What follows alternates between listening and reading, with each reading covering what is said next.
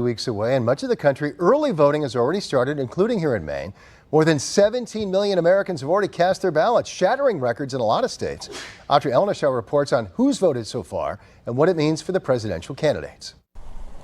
For millions of voters, Election Day is already here. I just wanted to be out here early so I can get my vote in. Many state and local election officials were expecting high turnout, but not this high. Even in North Carolina, still recovering from Hurricane Helene. 2020 was a record for us on the first day of in-person early voting, and now we've broken that record. Georgia also shattering turnout records. As of Tuesday afternoon, almost 1.8 million early and absentee ballots had been cast, making up almost 25% of active Georgia voters. By law, the state can't start counting votes until 7 a.m. on Election Day, but we do know more than 55% have been cast by women. In another critical swing state, Pennsylvania, more than 1 million ballots had been cast as of Tuesday afternoon, according to the Associated Press.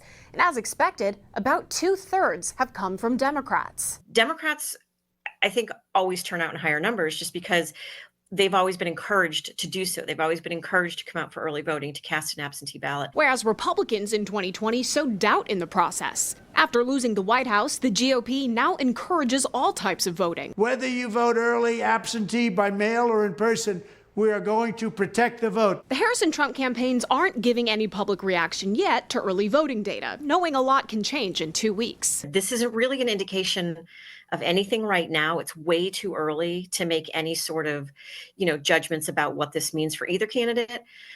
But I do think that, promoting it would help both parties. The 2020 pandemic-era election was the first in American history where the majority of voters did not cast their ballots in person on Election Day. Since then, many have come to prefer the convenience of voting early, but based on turnout so far, in-person Election Day voting will be the main event. In Washington, I'm Audrey Ellishaw reporting.